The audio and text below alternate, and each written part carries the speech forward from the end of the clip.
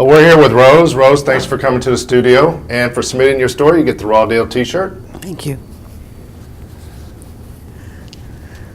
Thank you very much. You're welcome. So you submitted your story. Tell us what happened.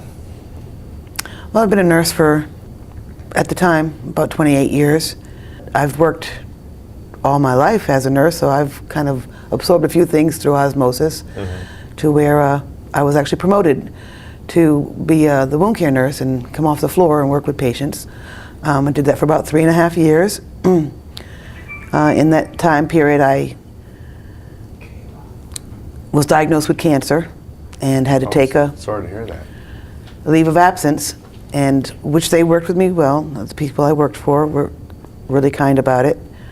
Went through treatment and went back to work.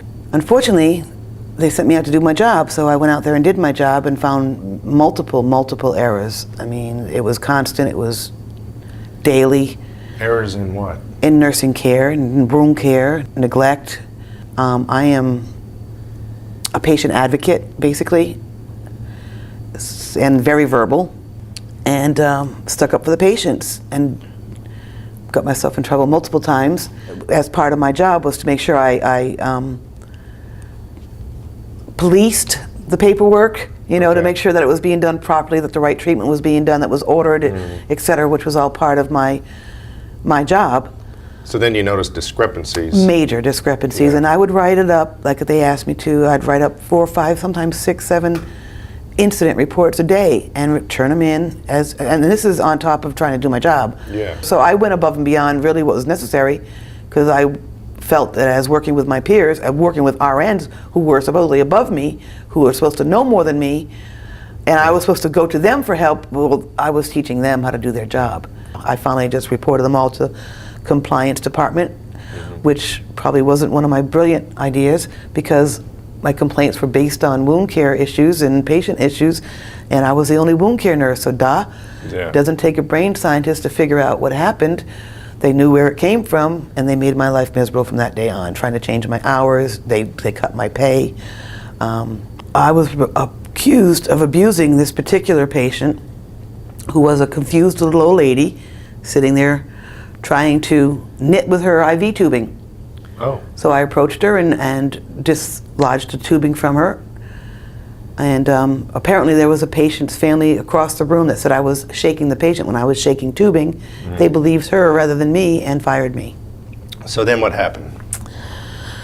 So I lost my job. I figured, oh well, I had a job when I got there, I'll get another job. Well, I hadn't been in the work field for 20 years. And they flagged my license because it was an abuse case that went straight to the state. So have you been trying to look for another job?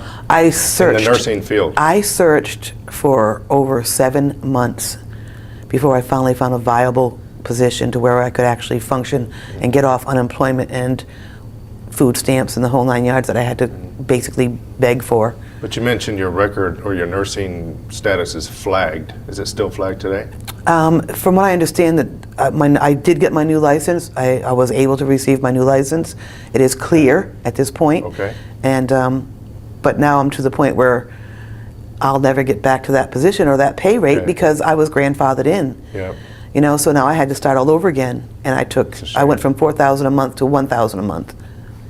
So is this case under litigation? I have a lawyer working on it, but because of the third party, the state being involved, they're having difficulty because it's a pro bono thing, because I didn't have any money. I mean, I'm losing my house, I'm losing everything. You're losing everything. Basically. And this is all happening all because you got falsely accused of abusing a patient when you were really just being verbal about what was going on within the organization. Yes. You've never abused any patients. No, I would never abuse a patient. I wouldn't abuse a patient. Are you kidding? All right. Well, Rose, thanks a lot for telling your story. Thank you. We wish you the best of luck. Thank you. I appreciate it. Now it's up to you to vote on who you think got the rawest deal. Will it be story number 1, story number 2, or story number 3?